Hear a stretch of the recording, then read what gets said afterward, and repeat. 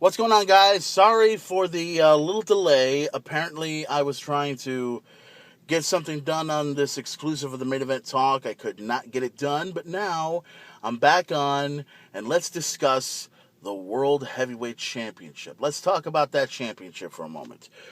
RVD versus Alberto Del Rio. World Heavyweight Championship was on the line. Great championship. I'm kind of glad Alberto Del Rio won it. I really wanted Rob Van Dam to become champion. I really do. Simply because he's never held that championship. He's been, world heavyweight. He's been WWE champion. He's been ECW champion, TNA world heavyweight champion. He's held every championship but the world heavyweight title, and I felt that should have already been done. He should have been champion right there. But here's the thing that I was waiting for the most, and I think a lot of people were expecting this. Where was Damien Sandow? Where was he? Why didn't he show up? Why didn't he take advantage of an opportunity when Rob Van Dam hit him with the Van Terminator? Did not show up, didn't cash in his money in the bank. He could have had the opportunity to do it. But in a way, if you think about it, it's best for business, once again, best for business not to have Damien Sandow come out and cash in. That's my opinion.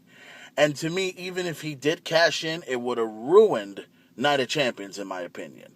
No disrespect to Damien Sandow.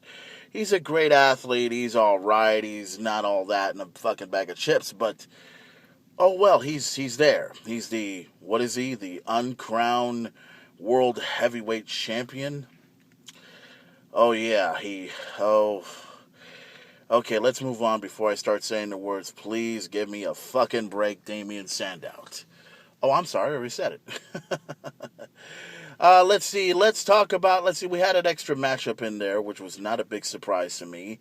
Fandango. Can't believe I said Fandango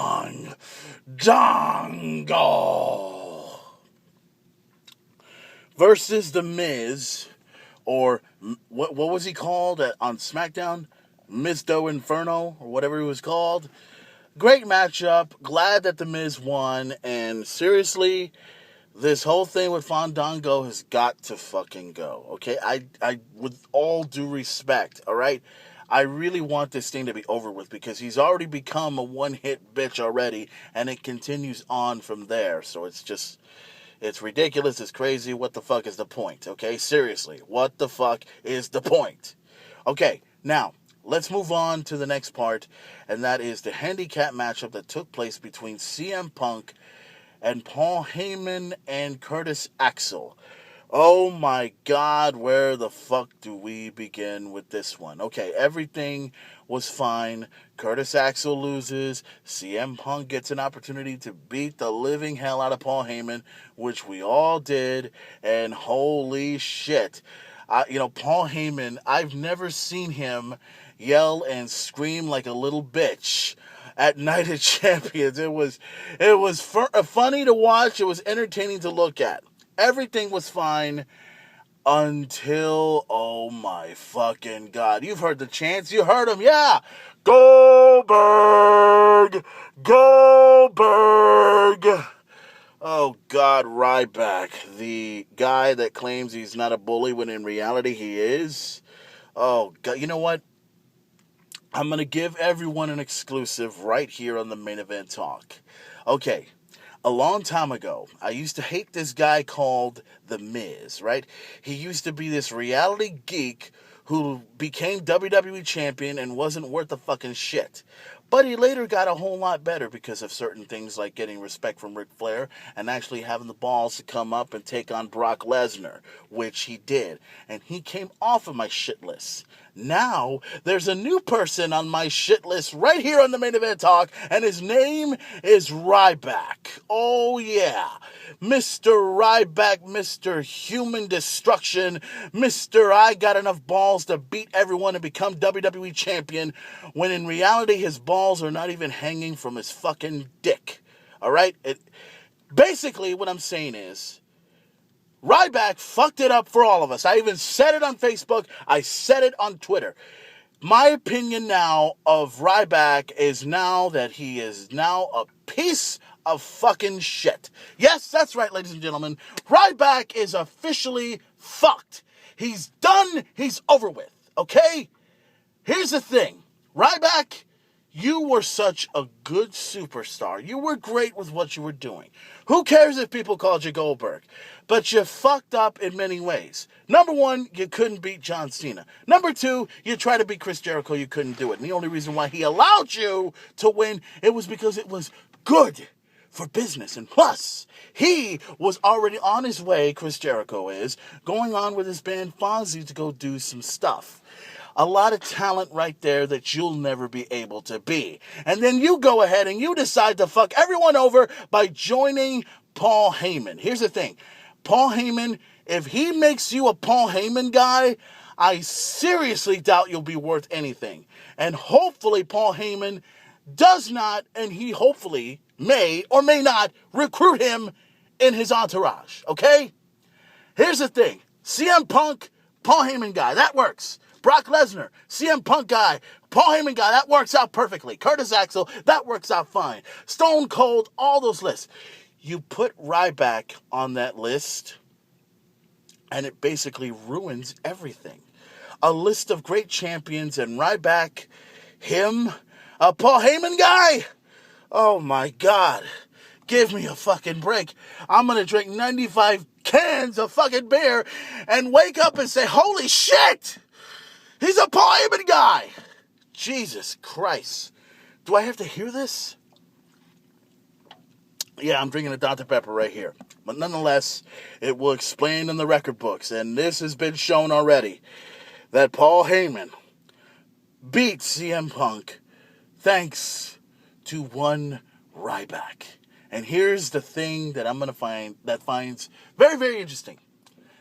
We're going to see CM Punk and Ryback all over again. But the only difference is we're going to see a chicken shit Ryback take on the best in the world, CM Punk. That's what we're going to see. And you know something, Ryback? I got news for you. You having a feud with CM Punk the first time was entertaining. Now you having a feud with CM Punk is going to be your worst nightmare. Because CM Punk, the best in the world, is going to teach you a lesson in how to not only be talented, but be great and be everything that you are not. And that is the best in the world. Ryback, you Goldberg wannabe motherfucker. You don't have what it takes anymore. You used to be something, now you're nothing. You were a machine. Now you're just a little pint-sized battery looking to be up a remote control's ass. That's what you are, okay? You're done. Now, let's move on. Let's talk about the Tag Team Championship. Let's see, the Shield. Actually, let's talk about the United States Championship, I'm sorry. This one I was interested in the most. Dean Ambrose versus Dolph Ziggler. Two tremendous talents, two great athletes. And to me, I was really impressed with the match. And despite that, Dean Ambrose won. I would love to see a rematch between Dean Ambrose and Dolph Ziggler for the United States Championship. I really want to see that. The same can be applied for the primetime players. And now I'm back on this conversation where I was talking about, it would be great for business if the primetime players win. I would love to see the primetime players win. But the Shield winning, that's not a big surprise. And more importantly, once again, the word I'm using here today is good for business. And seeing that as good for business would be tremendous. But nonetheless, the Shield were victorious at Night of Champions, keeping the U.S. title and keeping the World Tag Team titles intact. They are the best, regardless of what anyone thinks. The best three-man team going in WWE. Dean Ambrose, Seth Rollins, Roman Reigns. They're the best at what they do. That's my arguable point about them. Now, let's get to the WWE Championship.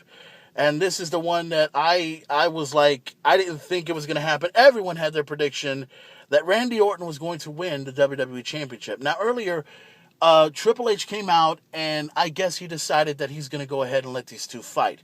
No one interferes, everything else, blah, blah, blah. It's done. So Randy Orton is being put through a test, apparently, against Daniel Bryan. And it was the same outcome as what I saw with John Cena. John Cena lost to Daniel Bryan easily, and Daniel Bryan became WWE Champion at SummerSlam. And then it came down to Randy Orton cashing in. Triple H screwed him out of the championship. Randy Orton becomes champion. Now Night of Champions rolls around, and then the same outlook, but there is a difference now. Yes, Randy Orton did lose the championship to Daniel Bryan, but there was a fast count at the hands of Brad Armstrong. He came out, did his job, but the fast count came in. So yes, ladies and gentlemen, we do have a new WWE champion in the form of Daniel Bryan, and personally, that is what is good for business. But I was expecting a little bit of something different to come along. Maybe the Big Show turning heel again, which to me, I mean, that's kind of bad for business in many ways possible. Or maybe an appearance by Shane McMahon. There's been a lot of people talking about Shane McMahon to appear at Night of Champions. Did not happen. Or maybe Triple H was going to screw him out of the WWE Championship. Maybe that could happen the following night on Raw. So we're going to see what's going to happen tomorrow night at WWE Raw, the night after Night of Champions. So it should be tremendous. So, ladies and gentlemen, this edition of the Main Event Talk is coming to a conclusion right here. And all I can say is everything that I've been talking about tonight, it was a great pay-per-view. It wasn't, honestly, it was half great. It wasn't the best pay-per-view they've ever put together. But it was, great nonetheless, with the Shield, having great matches, and Dolph Ziggler and the primetime players and Daniel Bryan becoming WWE Champion. It was great. But everything else that I was talking about, everything I just mentioned, I had to get that out because it kind of clicked in my head. I was thinking, you know what? I need to put out a blackout edition once again, but this time with me screaming, with me yelling, and me speaking my mind out as only I can do right here on the Main Event Talk, and I've done just that. So, ladies and gentlemen, I'm going to go ahead and leave you right here. Don't forget to check me out. Follow me on Instagram. Follow me on Tout. Follow me on Twitter.